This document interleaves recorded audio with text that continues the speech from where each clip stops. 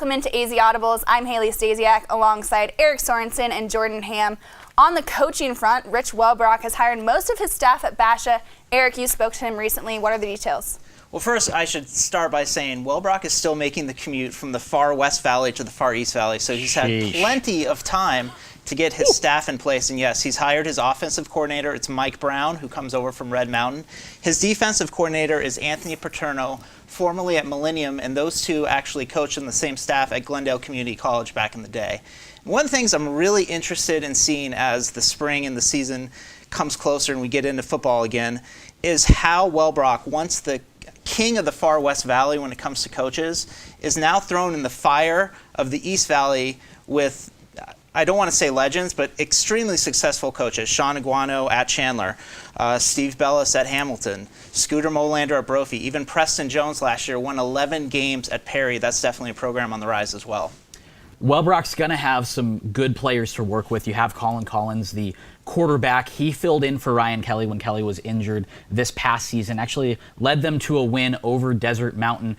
And Rich Welbrock has a history of taking young guys and just bringing them to the next level. And then on the defensive side, you have Kenrick Jameson, 5 interceptions last year, so just a ball hawk. And we know what he was able to do with those Desert Edge defenses. So I think that these two guys could take the next step over the next coming years.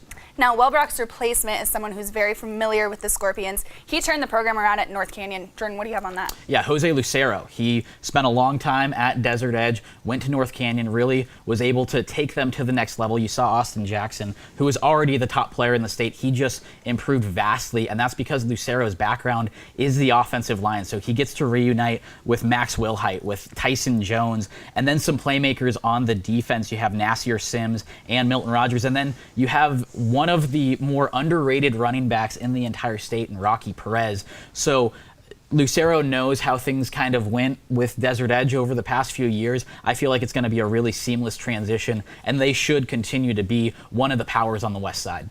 Switching gears a bit to social media and the pressures that these kids face, both with National Letter of Intent Day coming up and these seniors who are getting ready to start their senior year and getting into this recruiting process. Braxton Burmeister was committed to Arizona and flipped his commitment to Oregon. He was absent from social media for that entire week making that decision. What other kind of trends have you seen with social media and these pressures? Well, I've seen with Austin Jackson, he's, like I said, the top player in the state, still undecided. Everything he tweets, it could be about the burrito he had for breakfast. He's going to get all of these replies that are fight on, forks up.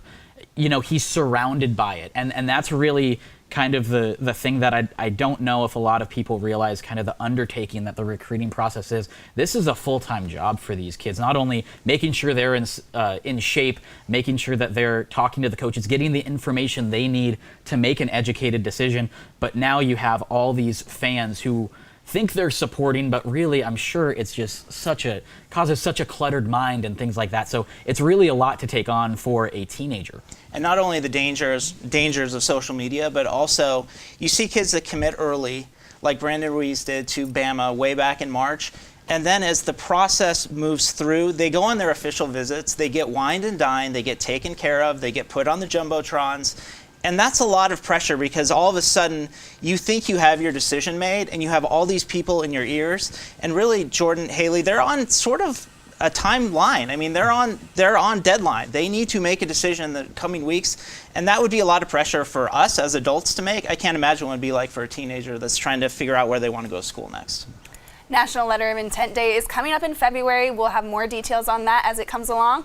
This is AZ Audibles with Eric Sorensen, Jordan Ham, and Haley Stasiak. We'll see you next week.